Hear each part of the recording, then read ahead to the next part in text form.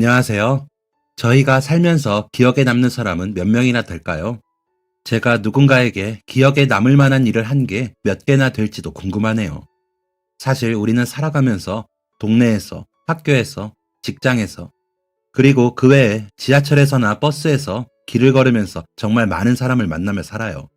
이야기를 나누고 인사를 주고받지 않아도 우리 삶에 스쳐가는 사람은 열 손가락, 발가락을 다 동원해 몇 번을 세워도 셀 수 없을 정도일 거예요. 그리고 그렇게 많은 사람 중에서도 우리의 삶에는 오랫동안 기억될 만한 특별한 사람들이 있을 거예요. 가장 가까운 가족부터 친구들, 연인, 나에게 특별히 친절했던 사람이나 나를 특별히 힘들게 했던 사람들 등등. 사실 저에게는 오랫동안 만나고 싶던 사람이 있었어요. 제 기억 속에 아주 크게 자리 잡아 아주 오랫동안 찾아 헤맸던 사람이죠. 하지만 그분을 찾을 길이 없어서 그저 주변에 수소문하기만 하고 많은 해가 지날 동안 다시 만나지 못했었어요. 지금은 번듯한 직장에서 일하며 많은 사람과 잘 지내고 있지만 제 어린 시절은 그렇게 행복하지 못했어요. 저를 임신해서 어쩔 수 없이 결혼했던 아버지와 어머니는 결혼 생활 내내 서로를 상처 주고 미워하며 행복하지 못했었죠. 처음에는 애정으로 시작했던 두 사람도 서로를 그렇게 미워하게 됐는데 처음부터 사랑하지 않고 원하지 않던 저는 두 사람에게 어떤 존재였을까요? 어린 시절이라 제대로 기억이 나지 않지만 지금도 그 시절 집안의 분위기는 생생하게 느껴져요. 어머니와 아버지는 저에게 관심을 주는 대신 서로를 미워할 방법만 찾았어요. 그 차갑게 얼어붙은 분위기에서 저는 울지도 웃지도 못하는 철든 아이로 자랐죠. 어릴 때는 텔레비전에서 온 가족이 화목하게 웃는 모습이 나올 때마다 이해가 되지 않았어요. 우리 집에서는 한 번도 볼 수 없는 모습이었으니까요. 어머니와 아버지는 서로를 바라보는 모습도, 저와 함께 있는 모습도, 그 어느 곳에서도 행복해 보이지 않았어요. 그 사이에서 저는 늘 짐 같은 존재였죠. 저에게 직접적으로 말하지 않아도 알 수 있었어요. 두 사람이 싸울 때마다 항상 애만 안 가졌어도 라는 말을 하고는 했거든요. 그렇게 싸울 때마다 저는 두 분 사이에서 그냥 죄인이 된 기분이었죠. 저지른 적 없는 죄로 고통받는 기분. 그리고 중학생이 되기 전 두 분은 이혼하셨고 어머니는 집을 나가셨어요. 그 후로 단 한 번도 찾아오거나 연락을 한 적도 없고 저도 그때를 마지막으로 어머니를 그냥 제 기억 속에서 놓아드렸어요. 원치 않던 아이가 어머니를 다시 찾아온다면 저를 키우는 내내 너무 힘들어서 도망치신 건데 굳이 다시 괴롭히고 싶지 않았어요. 그 후로 저는 아버지와 생활했어요. 이것을 달리 어떻게 표현해야 할지 모르겠네요. 자랐다 라고 할 수밖에 없을 것 같아요. 아버지가 돌봐주셨다, 키워주셨다는 표현은 어울리지 않는 것 같거든요. 그래도 감사하기는 하죠. 어쨌든 저에게 집과 밥, 옷을 주시고 학교를 보내주신 건 아버지니까요. 제가 생활할 수 있고 살아갈 수 있게 해주신 것에 대해서는 감사해요. 그마저도 받지 못하고 자라는 아이들도 많으니까요. 아버지는 제약회사에 다니는 영업사원이셨어요. 영업을 해야 한다는 이유로 집에 늦게 들어오거나 혹은 들어오지 않기도 했죠. 저는 초등학교를 졸업하기도 전에 밥하는 법을 배웠어요. 밥이야 밥솥이 하는 게 다라고 하지만 그래도 제 또래 아이 중에 직접 밥을 해 먹으면서 사는 친구들은 많지 않았거든요. 아버지는 1, 2주에 한 번 집에 올 때마다 돈을 두고 가셨어요. 저는 그 돈을 가지고 생활했는데 다음 날짜가 정해진 게 아니라 다음 용돈을 언제 받을 수 있을지 모르기 때문에 최대한 아껴 써야 했죠. 처음에는 잘 모르고 반찬 가게에서 반찬을 사 먹었는데 생각보다 비용이 만만치 않더라고요. 그 후 좀 커서는 시장에서 직접 재료를 사서 인터넷이나 책을 보고 방법을 찾아 따라해보기도 했어요. 어머니가 떠난 후 빈자리가 느껴지지 않은 만큼 아버지 역시 어릴 때부터 저를 돌봐주거나 챙겨주시진 않았기 때문에 딱히 빈자리가 느껴지진 않았어요. 다만 다른 아이들이 부모님과 함께 지낸 이야기들을 들을 때마다 외로움이 느껴지기는 했죠. 나에게 먹을 쌀과 용돈, 입을 옷을 주는 게 다가 아니라 보살핌을 받고 싶었어요. 아마 어른인 척 했어도 그때의 저도 참 어렸나 봐요. 비가 오는 날이면 혹시나 교문 앞에 누군가 마중 나오지는 않았을까 기대하게 되고 생일이면 괜히 아버지가 퇴근하고 오실 때까지 졸린 눈을 부릅뜨며 밤을 새우기도 했어요. 아닌 척 괜찮은 척 했어도 늘 마음속에는 빈자리를 채워주기를 바랬나 봐요. 아버지랑 더 오래 살아서 그런지 아버지에게 바라는 게 더 많았어요. 나도 다른 친구들처럼 아버지랑 산에도 가고 야구도 하고 같이 목욕탕 가서 서로 등도 밀어주고 나오는 길에 시원한 바나나 우유도 한 잔씩 하고 제가 아들이라서 그런진 몰라도 아버지와 함께하는 무언가, 공유하는 무언가에 대해서 더 많이 꿈꿨던 것 같아요. 공부는 열심히 했어요. 그마저도 못하면 안 될 것 같았거든요. 내가 공부라도 잘하면 아버지가 조금 더 관심을 가져주지 않을까? 자랑스럽게 생각하시지 않을까? 혹시나 아버지가 주실 관심을 기대하면서 열심히 했죠. 한편으로는 무섭기도 했어요. 제가 공부까지 못하면 너 같은 자식은 쓸모없어 라면서 정말 저를 어디로 보내버리시진 않을까? 지금보다 더 저를 미워하시진 않을까? 그런 게 두려웠어요. 그래서 그냥 열심히 했어요. 사랑받기 위해, 미움받지 않기 위해.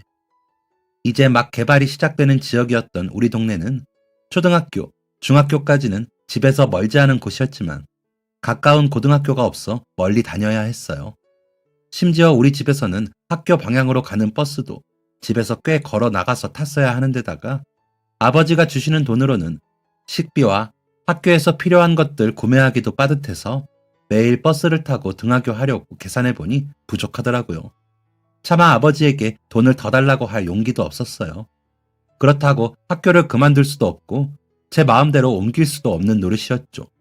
대신 도로가 있는 쪽에 지름길이 있어서 그쪽으로 가면 걸어서 3, 40분 안에 학교에 도착할 수 있었어요. 그 정도면 멀지 않다고 느껴질 수 있지만 아침에 일찍 학교에 가는 학생에게 그것도 거의 날마다 그 길을 왕복으로 다니는 건 쉽지 않은 일이었어요. 특히 제가 다니는 지름길은 신호등이 없는 차도를 가로질러 가야 했기 때문에 등하교 때마다 매일 위험을 감수해서 다녀야 했어요. 하지만 이런 고민을 저희 아버지에게 말할 수도 없었고 이야기한다고 해도 딱히 관심도 없으셨겠죠. 그래도 어쩔 수 없이 학교에 다녀야 했으니까 최대한 조심하면서 다녔어요. 그런데 이게 봄, 여름, 가을까지는 아침에 해가 일찍 뜨고 저녁에도 해가 늦게 지니까 밝아서 다닐만 했는데 겨울에는 아침에도 어두컴컴하고 오후에도 어두컴컴해서 다니기가 쉽지 않더라고요. 심지어 학교가 멀어서 아침 일찍 일어나면 너무 졸려서 비몽사몽하게 되더라고요. 그래서 겨울철이 되면 특히나 더 힘들었고 학년이 올라가면서 공부할 양이 많아지니까 더 힘들어졌어요. 위험할 뻔한 순간들도 많았었고요. 그날도 마찬가지였어요. 고2 겨울방학을 앞두고 곧 수험생활을 시작할 준비를 하느라 평소보다 공부량을 몇 배로 늘렸었죠. 아직 주변이 어두컴컴했던 겨울 새벽, 졸린 눈을 억지로 떠서 내가 길을 걷고 있는지 자고 있는지 모르게 비몽사몽하며 학교로 향하고 있었어요. 그래도 차도를 건너야 하니까 나름대로 눈을 부릅뜨고 건너는데 속도를 지키지 않고 빠르게 달려오던 차량이 있었나 봐요. 정말 순식간에 제 코앞으로 차가 스쳐 지나가더라고요. 갑자기 몸에서 영혼이 빠져나가는 것 같고 온몸의 피가 밖으로 빠져나가는 것 같았어요. 얼굴은 하얗게 질리고 손발도 차가워졌어요.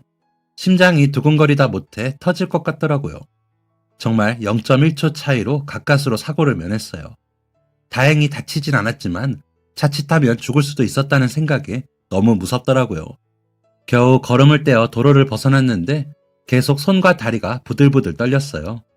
그러다 결국 다리에 힘이 풀려 넘어지며 주저앉고 말았죠. 바닥에 주저앉았는데 온몸이 파르르 떨리더라고요. 다시 일어나려 해도 다리에 힘이 들어가지 않았어요. 자꾸만 아까 코앞으로 스쳐갔던 차의 모습이 눈앞에 스쳤어요. 그리고 그러면 안 되지만 저도 모르게 눈물이 났어요. 다 큰 사내아이가 길가에서 엉엉 울어버렸어요. 방금 일어난 상황이 너무 무섭고 놀라기도 했고 버스비를 아끼겠다고 도로를 가로질러 다니다가 사고를 당할 뻔한 게 슬프고 억울하고 또 한편으로 아버지에게 버스비 달라고 소리도 못하는 제 처지가 안쓰럽기도 했어요. 사고의 순간으로 그동안 참아왔던 많은 감정이 복잡하게 얽혀 자꾸만 눈물이 났어요. 그리고 한번 눈물이 터지고 나니까 멈추지 않더라고요. 그래서 에라 모르겠다 하는 심정으로 길에 앉아 엉엉 울었어요. 그렇게 어린아이처럼 바닥에 주저앉아 울고 있는데 누군가의 목소리가 들렸어요. 학생, 괜찮아요? 돌아보니 아버지 또래의 남자분이 걱정스러운 얼굴로 저를 바라보고 있더라고요. 괜찮다고 말해야 하는데 차마 입이 떨어지지 않았어요. 괜찮다고 대답하려고 입을 달싹거렸지만 목소리가 나오지 않더라고요. 그래서 괜찮다는 말 대신에 계속 울먹이고만 있었어요. 그랬더니 아저씨는 그런 제 마음을 이해라도 하시는 것처럼 조용히 등을 두드려 주시더라고요. 주머니에서 손수건을 꺼내 건네주기도 하셨어요. 울음이 좀 잦아들고 저는 정신을 차리고 아저씨에게 감사하다는 인사를 드렸어요. 아저씨는 껄껄 웃으시더니 괜찮다고 하시더라고요. 학생, 배는 안 고픈가? 괜찮으면 나랑 밥이나 먹으러 가면 어떤가? 그렇게 울었으니 배고플 것 같은데. 저는 아저씨의 제안에 그러겠다고 대답했어요. 어차피 지금 이 기분으로는 학교에 가기도 싫었고, 지금의 상태로는 학교에 가봤자 친구들은 수군거리고, 선생님은 무슨 일인지 물어보실 테니까요. 수업에 집중도 할 수 없을 거고요. 저는 아저씨와 학교 가는 길을 따라 시내 쪽으로 향했어요.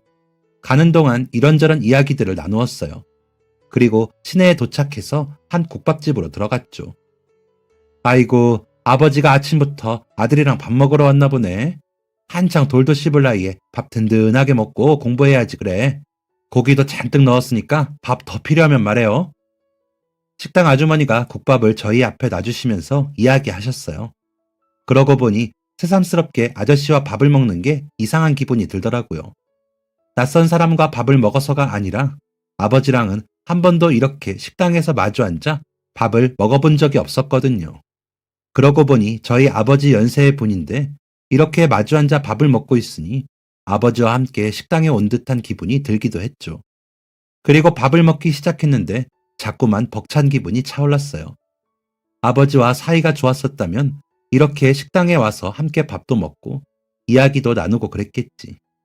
다시 눈시울이 붉어지면서 저는 코를 훌쩍이며 밥을 먹었어요. 아저씨는 그런 저를 보더니 컵에 물을 채워주며 말없이 밥을 드셨죠. 그리고 밥을 거의 다 먹었을 때쯤 아저씨는 조심스럽게 저에게 무슨 일인지를 물어보셨어요. 어디서부터 말해야 할지 몰라서 선뜻 대답할 수 없더라고요. 어디서부터 말씀드려야 할지 한참을 망설인 끝에 제가 거기서 왜 울고 있었는지를 먼저 이야기했어요. 저는 아침마다 그 도로를 가로질러서 학교에 가는데요. 오늘 아침에도 도로를 건너서 학교에 가려던 중이었어요. 그런데 제가 곧 수험생활 시작도 앞두고 있고 요즘 겨울이라 해도 일찍 안 뜨고 많이 피곤하다 보니까 아침에 좀 비몽사몽 출발하게 된 거예요. 길 건널 때 나름 잘 보고 건넌다고 건넌 건데 갑자기 차 한 대가 엄청 빠르게 지나가더라고요. 순식간에 제 몸 바로 앞으로 지나가는데 정말 0.1cm만 가까웠어도 제 코에 차가 닿았을 것 같았어요. 먼저 너무 깜짝 놀랐었고 순간 제가 차에 치여서 잘못됐을 수도 있다는 생각이 들면서 너무 무섭더라고요. 겁이 났어요. 그리고 다시 정신을 차리고 학교로 가려고 했는데 다리에 힘이 풀리더라고요. 온몸에 피가 차갑게 식는 것 같으면서 더 이상 걸을 수가 없었어요. 그래도 발을 움직여 보려고 했는데 결국 넘어지면서 주저앉게 된 거예요. 그러고 나니까 눈물이 펑펑 났어요. 다 큰 사내 녀석이 그런 데서 주저앉아 울면 안 되는 걸 아는데 그래도 눈물이 멈추지 않더라고요. 놀라고 무섭고 그리고 저는 다음 말을 하려다가 잠시 이야기를 멈췄어요. 처음 만나뵌 아저씨에게 어디까지 제 이야기를 해야 할지 망설여지더라고요. 좋은 이야기도 아니고 이렇게 힘들고 괴롭다는 이야기를 생판 남에게 한다는 것도 괜찮을까 싶고 괜히 이런 제 이야기를 듣는 아저씨까지도 마음을 무겁게 만드는 건 아닐까 하는 생각이 들었어요.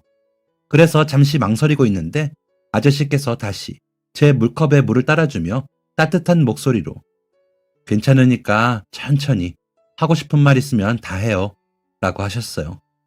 그 말에 힘입어 저는 다시 뒤에 이야기를 이어갔어요. 사실 거기서 울고 있던 건 그 길을 건너 등교할 수밖에 없는 제 처지가 너무 안타까워서이기도 했어요. 사실 우리 집에서 좀 더 걸어가서 버스를 탈 수도 있는데 아버지가 주시는 돈으로 제 한 달 생활비를 해야 하거든요. 매일 등교할 때 타고 다닐 버스비를 계산해보면 생활비가 부족해서 걸어 다니게 된 거예요.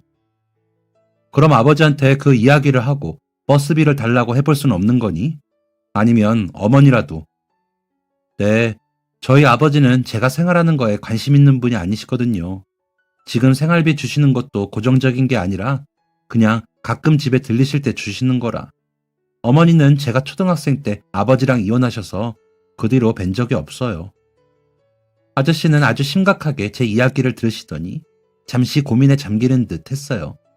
한참 골똘히 생각하시더니 한참 만에 이야기를 꺼내셨어요. 내가 집에서 출발하면 마침 그 도로 주변을 지나게 되는데 혹시 괜찮으면 그 근처에서 만나서 아침에는 학교까지 차로 태워주면 어떨까? 네? 아침에 차로 학교까지요? 수험생이 매일 아침 걸어갈 만한 거리도 아니고 그 도로는 원래도 차가 쌩쌩 다니는 곳인데 이런 일이 또 일어나지 않을 거라는 보장도 없잖니. 언제 또 위험한 상황에 놓일지 모르고 오후에는 내가 시간이 없지만 아침이라면 시간이 좀 있으니까 학교까지 충분히 데려다 줄 수 있단다. 마침 나도 그 근처에 가야 할 곳이 있으니 부담 갖지 않아도 괜찮아. 그래도 아침마다 저 때문에 하하 나도 좀 더 부지런해지고 좋지. 아침에 부지런해서 손해보는 사람은 없으니까. 그리고 앞으로 고등학교 졸업까지 1년 정도밖에 안 남았고 그나마도 방학 빼면 며칠 되지도 않으니 괜찮다. 데려다 주는 건 괜찮으니까 그런 부담은 생각하지 말고 학생이 편한 쪽으로 해. 처음 만난 분에게 선뜻 이런 친절을 얻을 줄은 몰랐어요.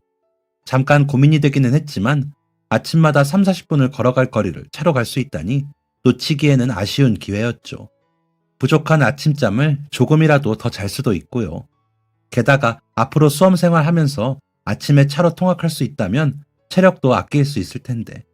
물론 저를 위해서는 데려다 주시기만 한다면 너무 감사한 일이었어요. 하지만 이렇게 큰 도움을 덥석 받아도 될지 그것도 고민이었어요. 하지만 아무리 생각하고 생각해봐도 이렇게 좋은 기회는 놓치기 아깝더라고요. 그래서 신뢰를 무릅쓰고 아저씨에게 아침 등교 때 태워주시기를 부탁드렸어요. 하하, 잘 생각했어. 차가 좋은 건 아니라서 승차감이 약간 불편하긴 하겠지만 춥고 위험한데 걸어 다니는 것보다는 나을 거야. 그럼 내일 아침에 보자. 아저씨는 밥값도 내주시고 아침에 몇 시에 어디서 만날지를 이야기하신 다음 인사를 하고 갈 길을 가셨어요. 저는 학교로 향했고 아침에 말없이 늦게 와서 선생님께 혼이 좀 나기는 했지만 사고가 날 뻔하여 천천히 왔다고 하니 이해해 주시더라고요. 평소에 워낙 지각 한 번, 결석 한 번 없이 성실하게 학교에 다녔기 때문에 한 번 봐주시는 것 같았어요. 그리고 그날은 수업하는 내내 어딘가 마음이 편안했어요. 그동안 혼자 담아뒀던 스트레스를 눈물로 폭발시켜 그랬을 수도 있고, 답답했던 제 이야기를 다른 사람에게 털어놓았을 수 있어서 그랬을 수도 있죠. 그리고 내일부터는 그 험한 길을 지나지 않고 자동차를 타고 등교할 수 있어서 그랬을지도요. 덕분에 그날은 온종일 기분도 좋고 평소보다 공부도 더 잘 되는 것 같았어요. 그리고 수업을 마친 후 그날은 슈퍼에 가서 제일 저렴한 초콜릿 한 봉지를 샀어요. 더 좋은 걸 사드리고 싶었지만 그럴 여유가 없었기에 이 정도로 만족을 해야 했죠. 그날 밤 자려고 누웠는데 내일은 차를 타고 등교한다고 생각하니 설레더라고요. 그래서 매우 들뜬 마음으로 잠자리에 들었어요. 그리고 다음날 아침 평소보다 조금 늦은 시간에 눈을 떴어요. 천천히 학교 갈 준비를 하고 봉투에서 초콜릿을 챙겨 주머니에 넣었죠. 이렇게 여유있게 등교해 본 건 중학교 졸업 이후 처음이었어요. 아침에 버스를 타고 다니거나 부모님이 학교에 데려다 주거나 학교 근처에 사는 친구들은 지금까지 이렇게 등교했겠구나 하는 생각이 들었어요. 그리고 오늘부터 저에게도 이런 여유 있는 아침이 생기다니 행복했죠. 약속된 시간에 만나기로 한 장소에 갔더니 한 오래된 자동차가 서 있었어요. 가까이 다가가니 아저씨가 손을 흔들어 보이더라고요. 저도 어제와는 다르게 밝고 우렁찬 목소리로 인사를 드렸어요. 아저씨는 어제는 그렇게 울더니 오늘은 씩씩하다며 웃으셨고요. 그날부터 저는 학기 중에는 아저씨의 차를 타고 등교했어요. 그리고 차를 타고 가는 15분 정도의 시간 동안 학교 생활이나 요즘 관심 있는 것, 공부는 어떤지, 좋아하는 과목은 무엇인지 등등 다양한 이야기를 나눴어요. 그리고 매일 제가 챙긴 초콜릿도 같이 나누어 먹었어요. 저는 아침마다 아저씨랑 나누어 먹을 초콜릿을 챙겨서 차에 타고 초콜릿이 떨어지면 또 슈퍼에 가서 샀어요. 그런 게 하루 이틀, 1주, 2주, 한 달. 시간은 착실하게 흘러갔어요. 그 사이 저와 아저씨는 진짜 아버지와 아들처럼 친해졌어요. 서로 고민인 부분들은 마음껏 이야기하고 기쁜 일이 있을 때는 알려주고 힘든 일은 함께 이야기하며 해결책을 찾아 나갔어요. 아저씨는 제 수험 생활이나 대학, 전공 등에 대해서도 잘 상담해 주셨어요. 늘 제 이야기에 귀 기울여 주시고 마음을 다해 들으시고 최대한 많은 도움을 주려고 애쓰셨죠. 가끔은 학교에서 먹으라며 과자나 빵을 사다 주기도 하셨고 저녁에도 시간이 있으실 때는 야자하는 제게 밥을 사주러 오기도 하셨죠. 아저씨 덕분에 저는 부모님이 있으면 아버지랑 함께하면 이런 기분이라는 걸 느낄 수 있었어요. 제가 오랫동안 꿈꿔왔던 빈자리를 채워주신 거죠. 살면서 절대로 가져보지 못할 거라고 생각한 아버지와의 추억이 아저씨 덕분에 생겨나고 있었어요. 그렇게 방학 때를 제외하고 거의 매일 아저씨와 같이 등하교하며 시간이 지나던 어느 날이었어요. 드디어 오랫동안 준비한 수능날이 되었죠. 아저씨는 수능날에도 아침 일찍 저를 태우고 제가 배정받은 학교로 데려다 주셨어요. 그리고 너무 감사하게도 직접 도시락을 싸오셨더라고요. 그리고 철석같이 합격하라며 엿이랑 찹쌀떡까지 챙겨오셨어요. 내가 요리한다고 했는데 맛이 있을지 모르겠다. 그래도 반찬은 가게에서 산 거니까 맛있을 거야. 국은 직접 끓였어. 나름 보온병에 담아오기는 했는데 보온병이 좀 오래된 거라 아직 기능을 할지. 그래도 차갑진 않을 거다. 오늘을 위해서 그동안 열심히 공부하고 준비도 많이 했으니 잘할 거야. 평소에도 잘하니까 괜히 긴장하지 말고 평소처럼 잘 보고 오렴. 넌 잘할 거야.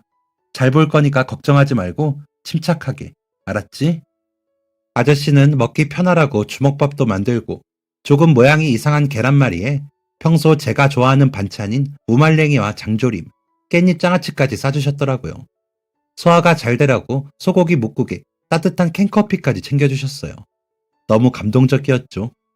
정작 저희 아버지는 어제 집에 들어오셨을 때도 제가 수능을 보러 간다는 사실조차 모르셨는데 아저씨가 챙겨주신 것을 보니 든든하더라고요. 그래, 나에게도 이렇게 나를 생각해주고 챙겨주는 든든한 지원군이 있다.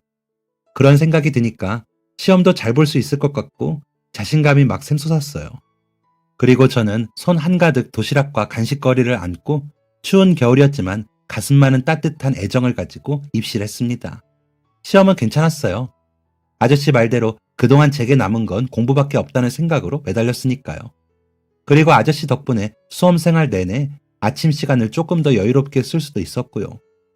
1년의 제 수험생활 동안 옆에서 묵묵하게 든든하게 응원하고 힘을 준 사람이 있었기에 공부에만 집중해서 준비할 수 있었으니 시험 내내 긴장되기보다 결과가 기대되는 기분이었어요. 시험이 끝나고 나오니 아저씨가 교문 앞에서 기다리고 계셨어요. 저는 나오면서 아저씨와 눈이 마주치자마자 잘 봤다는 표시로 활짝 웃으며 손가락으로 V를 그려보았죠. 그런 제 얼굴을 보더니 잔뜩 긴장하고 있던 아저씨의 얼굴도 금세 풀어지며 활짝 웃으셨어요. 아저씨는 고생했다며 제 어깨를 두드려 주시고 시험은 잘 봤는지 밥은 맛있게 먹었는지 물어봐 주셨어요. 저는 밥이 너무 맛있었다고 그 중에 국이 제일 맛있었다고 답했죠. 그 이야기를 들으시더니 쑥스러운 듯 웃으시더라고요. 녀석, 벌써 입 바른 소리를 하는 거 보니 나중에 사회생활도 아주 잘하겠구나. 그날은 시험 보느라 고생했다며 삼겹살집에 가서 고기를 사주셨어요. 맛있는 고기를 배부르게 잔뜩 먹고 집으로 돌아왔죠. 수능을 보고도 학교는 며칠 더 갔어야 했어요. 그런데 수능 시험을 치른 지 이틀 정도 되었을 때쯤 아침에 늘 만나던 장소에 갔는데 아저씨가 계시지 않더라고요. 무슨 일이지? 오늘은 좀 늦으시나? 하는 생각을 하며 기다렸는데 아무리 기다려도 오시지 않으셨어요. 갑작스럽게 무슨 일이 생기신 건가 생각했지만 그때 당시 저는 핸드폰이 없었기 때문에 물어볼 것이 없더라고요. 그리고 다음 날도 또 그 다음 날도 아저씨는 그곳에 나오지 않으셨어요. 정말 무슨 일이라도 생기신 건가 걱정이 되기 시작했어요. 결국 제가 겨울방학을 맞이하고 졸업식 날까지도 아저씨는 다시 만나뵐 수가 없었어요. 답답하더라고요. 무슨 일인지 알 수도 없고 주변에 수소문을 해보려고 했지만 물어볼 것도 마땅치 않았어요. 아저씨랑 자주 갔던 국밥집에도 들러보았지만 역시 만날 수 없었고 아주머니께서도 아저씨를 못 본 지 한참 되었다고 하더라고요. 그동안 같이 가봤던 밥집들을 들리며 아저씨에 대해 여쭤보았지만 소식을 아는 사람은 없었어요. 졸업하고도 가끔 아저씨랑 만나기로 했던 그 장소를 나가보았지만 여전히 흔적도 찾을 수 없었죠. 그렇게 시간은 흐르고 저는 대학 때문에 동네를 떠나야 했어요. 어려서부터 제가 살았던 환경이나 상황이 남들과는 조금 달라서 그런지 저는 사회 문제에 관심이 많았어요. 자연스럽게 신문이나 뉴스를 많이 챙겨보게 되었고 주변에서 일어나는 다양한 분야에 관심이 많았죠. 사회, 정치, 경제, 문화 등등 여러 방면에 늘 궁금증이 많았고 살펴보고 찾아보는 것을 좋아했어요. 그리고 그곳에서 일어나는 일들을 이해하는 과정도 좋아했고요. 그러다 보니 자연스럽게 그런 분야를 계속 탐구할 수 있을 만한 직업을 꿈꾸게 되더라고요. 아나운서가 되고 싶기도 했지만 합격이 워낙 어렵다고도 하고 또 제 외모가 방송에 송출될 수 있을 정도로 괜찮지도 않아서 포기했어요. 대신 제가 꿈꾸게 된 것은 기자예요. 여러 사회 문화 등의 분야들을 조사하고 알아보고 그에 대한 설명을 찾아내는 제가 꿈꾸던 이상적인 직업이죠. 그래서 전공도 신문방송학과를 진학했어요. 국내에서 신문방송학과로 가장 유명한 대학에 진학했는데 그랬더니 학교에서도 난리가 났어요. 교장 선생님도 축하 인사를 직접 전하시고 선생님들도 너도 나도 내가 제 몇 학년 때 담임이었다. 내가 무슨 과목 담당했다 하면서 자랑하기 바쁘셨어요. 학교 앞에는 플랜카드도 걸리고 담임 선생님은 축하한다며 아버지께 전화도 했더라고요. 아버지는 제가 수능 시험을 봤다는 사실도 모르고 있었는데요. 전 겨울방학 내내 근처 공사장에서 막노동 일하며 아르바이트로 등록금을 마련했어요. 그래도 꽤 많은 금액을 장학금으로 지원받을 수 있었기에 제가 아르바이트한 돈으로는 나머지 등록금과 기숙사 비용을 납부했어요. 학교에 입학한 이후에도 아르바이트는 계속했어요. 아버지는 한 번도 학교는 잘 다니냐, 등록금은 어떻게 됐냐 같은 질문도 하지 않으셨고 저도 기숙사를 들어가면서 더 이상 아버지에게 아무런 기대도 하지 않게 됐어요. 그래도 대학 초반에는 혹시나 저에게 연락하시지 않을까 핸드폰 번호를 집에 남기고 오기도 했지만 그마저도 제 환상이었다는 것을 시간이 지나며 절실히 깨닫게 되었죠. 그렇게 성인이 되면서 아버지와 제 관계는 완전히 끝이 났어요. 저도 더 이상 아버지를 찾지 않았고 아버지 역시 저에 대한 관심도 연락도 없었죠. 그래도 그동안 키워주신 은혜를 완전히 무시할 수는 없어서 한동안은 아버지 생신과 명절에 집에 선물을 보내고는 했어요. 그마저도 시간이 지나면서 점점 하지 않게 되었죠. 학교에 다니면서 계속 아르바이트를 병행했지만 학과 성적은 늘 상위권을 유지했어요. 등록금을 받지 않으면 학교에 다니기 힘들어지니까 더더욱 이 악물고 공부했던 것 같아요. 공부를 열심히 하고 잘하는 게 돈을 버는 거란 생각으로 악으로 깡으로 버텼어요. 그리고 힘이 들 때마다 수험 생활 내내 제게 힘이 되어주셨던 아저씨를 떠올렸죠. 생판남이던 저를 그렇게까지 도와주셨던 그분을 떠올리며 어딘가에서 제 소식을 우연히 듣더라도 아, 내가 저런 아이를 도왔던 거구나, 잘했구나, 좋은 선택을 했었구나 하며 뿌듯해 하실 수 있으면 좋겠다고 생각했어요. 그렇게 매일 치열하고 열심히 살았고 아르바이트, 학교, 군대, 인턴, 언론고시 준비까지 취업하기 전까지 하루하루가 전쟁 같았어요. 그리고 드디어 원하던 방송사에 취업하였을 때 전 꿈을 이뤄서 매우 기뻤어요. 하지만 취업해서도 치열한 전쟁은 끝나지 않았어요. 신입 기자의 하루는 정말 눈코 뜰 새 없이 바빴거든요. 밀려드는 업무 처리와 제 몫을 해야 한다는 부담감, 어떻게든 좋은 기사를 쓰기 위해서 이리 뛰고 저리 뛰고 그러면서 인맥 관리와 회사 생활까지 하루가 어떻게 흘러가는지 모를 정도였어요.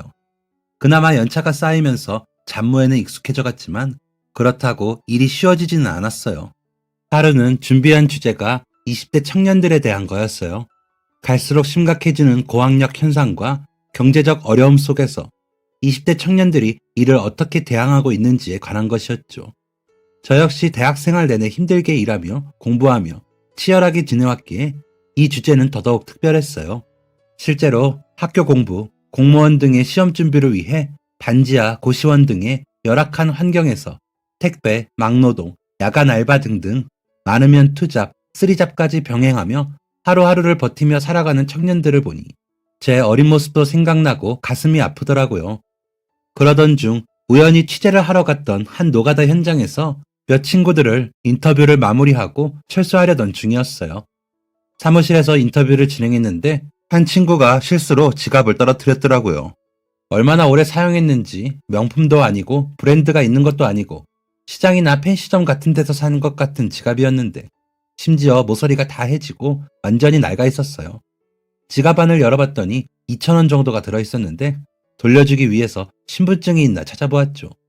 신분증을 꺼내며 사진이 한 장 툭 같이 떨어졌어요. 주워서 사진을 들여다봤는데 정말 깜짝 놀랐습니다. 한 부부와 두 아이가 함께 찍은 사진이었는데 사진 속 남자분이 굉장히 낯이 익었거든요. 혹시 하는 마음에 자세히 들여다보았는데 아무리 생각해도 제가 생각하는 그분이 맞는 것 같았어요. 그래서 급하게 현장으로 뛰어가 담당자분에게 신분증에서 본 이름을 이야기하며 그 학생을 찾았어요. 담당자분은 대신 전해주겠다고 했지만 저는 제가 꼭 직접 만나야 한다고 우겼죠. 그리고 잠시 뒤 학생이 멀리서 뛰어왔어요. 지갑을 건네주자 잃어버린 줄도 모르고 있었다며 너무 감사하다고 하더라고요. 저는 학생에게 물어봤어요. 지갑에서 신분증을 찾으려고 잠시 봤는데 가족 사진이 있더라고요. 혹시 학생 가족인가요? 아, 네, 맞아요. 저희 부모님이랑 형이에요. 그럼 그 나이 있으신 남자분이 학생분 아버지이신가요? 네, 맞아요. 왜 그러세요?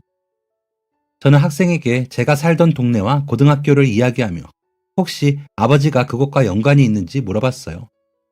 네? 어떻게 하셨어요?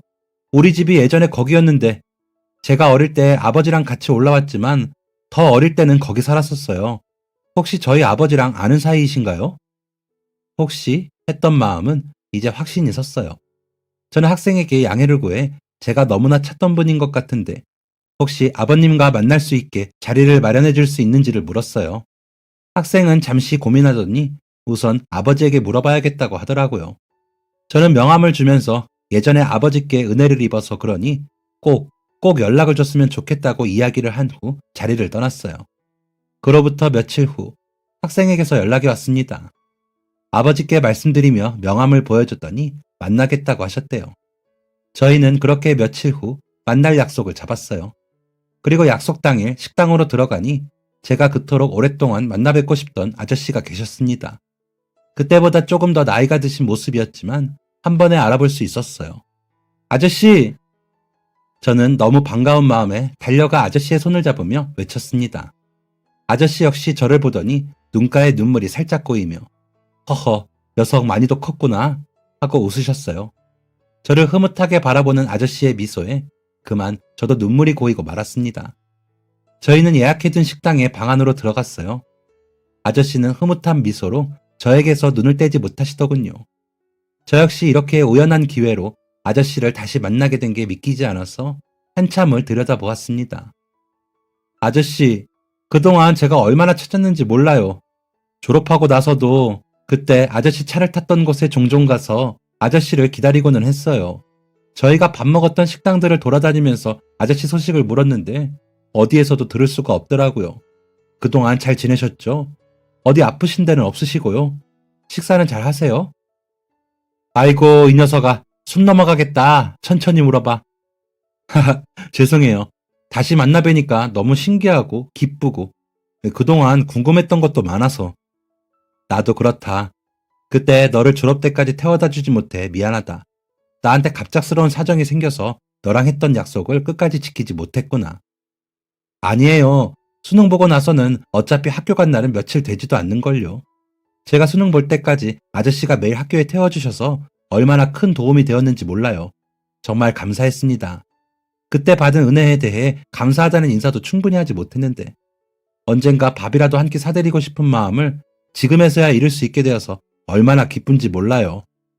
저희는 그동안의 근황을 주고받으며 이제 성인이 되어 만나 술도 한 잔 기울였습니다. 아저씨는 제가 좋은 대학을 나와 유명 방송사의 기자로 일한다는 것을 듣자마자 매우 기뻐하셨어요. 그러면서도 제가 항상 성실하고 똑똑해서 원하는 꿈을 이룰 줄 알았다고 이야기해 주셨죠. 이야기는 점차 무르익어 아저씨는 그때 왜 약속에 나오지 못했는지에 대해 어렵게 이야기하셨습니다. 저는 개인적인 사정이라면 굳이 이야기하지 않으셔도 괜찮다며 지금이라도 다시 만나게 되어 다행이라고 말씀드렸지만 아저씨는 그때 혼자 약속 장소에서 기다렸을 저를 생각하면 제게도 이유를 말해줘야 한다며 이야기를 시작하셨어요. 사실 나한테는 아들이 하나 있었어. 아마 지금 자랐으면 너보다 한 살 많은 형이었을 거야. 나도 전에는 네가 도로를 건너야 했던 그쪽 동네에 살았었어. 원래 꽤 괜찮던 사업가였지만 경제 위기로 쫄딱 망하고 그쪽으로 이사하게 됐지. 그나마 아이를 학교에 보내야 해서 공장을 다니며 고물차를 하나 사서 아침마다 아들을 태워줬었는데 하루는 차가 고장나서 데려다 줄 수가 없었단다. 아들은 하루인데 뭐 어떠냐며 괜찮다고 자기가 혼자 걸어가겠다고 하더구나. 그런데 지름길로 가겠다고 그 길로 갔을 줄은 몰랐단다. 마침 시내에 갈 일이 있던 아내는 아침에 자기도 같이 가겠다며 따라 나섰어. 그리고 아침에 졸음운전을 하던 트럭에 깔려 아내는 그 자리에서 바로 사망하고 아들은 병원에 실려갔지만 깨어나지 못했지. 혼수 상태로 병원에 계속해서 입원해 있었고 나는 매일 아들을 만나러 병원에 갔었어. 세상 모든 게 다 미웠고 마음이 삐뚤어지고 나니 모든 게 다 싫어지더구나. 하필 그날 고장났던 차를 볼 때마다 화가 치밀어 차를 팔아버려야겠다고 생각했어. 어차피 아들 병원비를 대느라 돈이 필요했던 상황이라 처분하려고 했지.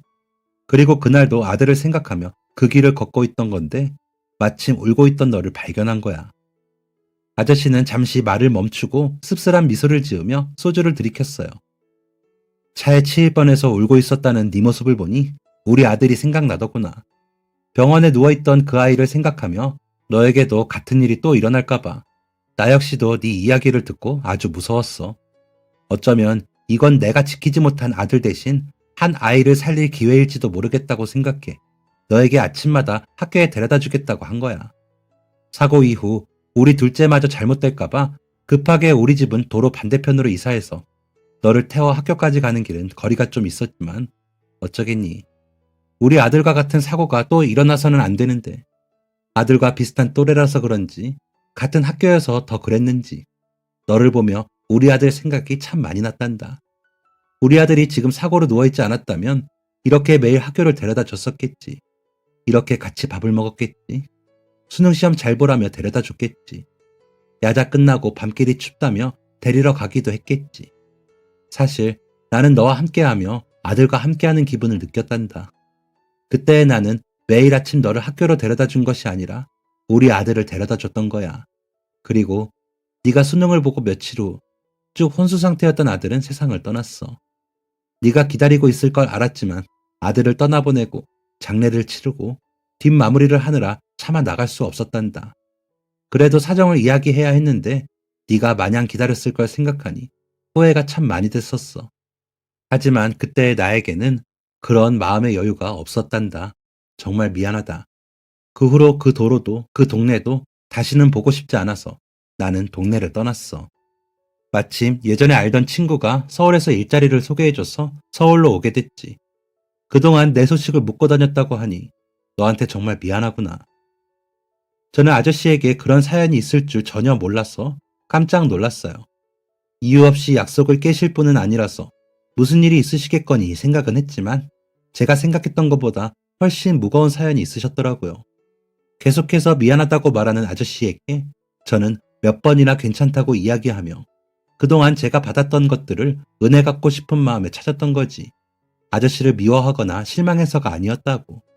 한 번도 그렇게 생각해 본 적 없었다고 이야기해 드렸어요. 그리고 술을 드셔서 제가 대리를 불러 집 앞까지 바래다 드렸는데 정말 비탈진 산동네에 허름한 집에 살고 계시더라고요.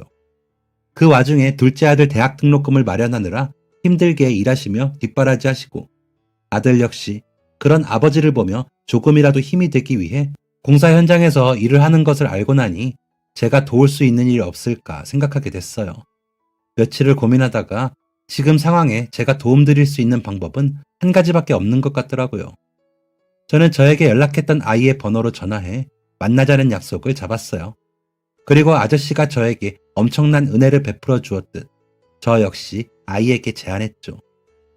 지금 대학교 3학년이라고요? 아버지께서 제대로 해준 것도 없는데 공부도 잘해서 좋은 대학 들어갔다고 얼마나 자랑스럽고 뿌듯해 하셨는지 몰라요. 아니에요. 어머니랑 형이 세상 뜨고 나서 많이 힘드셨을 텐데 그래도 저 하나 잘 키워보겠다고 아버지는 낮에는 창고 일을 하시고 밤에는 대리기사를 하셨어요. 잠도 제대로 못 자고 밥도 제대로 못 드시면서 아등바등. 그런 아버지에게 제가 해드릴 수 있는 게 공부밖에 없어서 열심히 하다 보니 되려 명문대 다닌다고 더 고생시키는 것 같아서 죄송할 따름이에요. 그래서 말인데, 이제 졸업까지 얼마 안 남았죠? 사실 저는 아저씨, 그러니까 학생 아버지에게 정말 큰 도움을 받았었어요.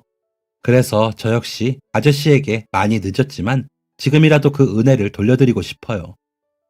저는 아이에게 예전에 아버지와 있었던 일들을 이야기해 주었어요. 매일 아침 저를 학교에 태워주시고, 그동안 간식이나 밥도 챙겨주시고, 수능 시험 날 도시락을 싸주셨던 이야기도 했어요. 학생은 아버지가 그냥 아침 일찍 나가시는구나 정도만 생각했었다고 해요. 아마 형이 많이 생각나서 더 그렇게 해준 것 같다면서요. 그래서 저는 학생에게 그때의 감사함을 조금이라도 보답할 수 있게 대학 등록금을 내주겠다고 했어요.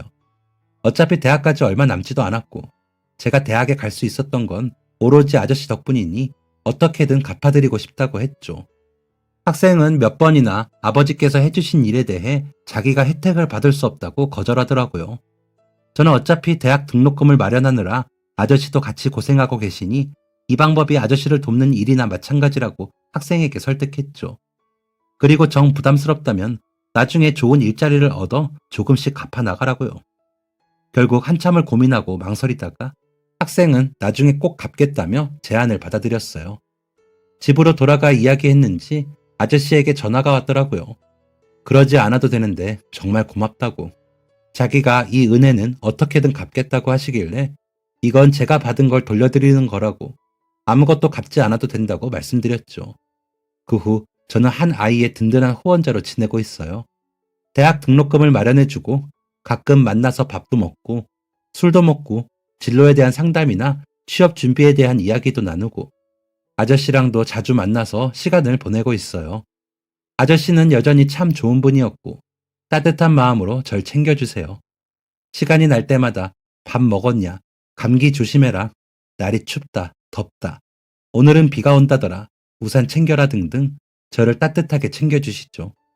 아저씨는 든든한 제 보호자의 역할을 해주시고 저는 학생에게 든든한 후원자의 역할을 하며 지내고 있어요. 지금 생각해보면 그때 취재에서 이 아이의 지갑을 주었던 게 제게는 너무 큰 행운인 것 같아요. 늘 아저씨에 대한 소식이 궁금했고 제가 받았던 감사함을 돌려드리고 싶다는 마음의 무게가 있었는데 마침내 그럴 기회를 얻게 되었으니까요. 너무 소중했던 인연이 그대로 끊어지나 했었는데 이렇게 다시 시작될 수 있다는 것에 매우 감사하기도 하고요. 그리고 한참을 지난 후에 다시 찾게 된 소중한 인연인 만큼 이번만큼은 더 오래 함께 할 수 있었으면 하는 바람이에요. 저 역시 앞으로도 훌륭한 기자가 되기 위해 갈 길이 멀고 학생 역시도 앞으로 졸업도 취업도 많은 목표가 남았어요.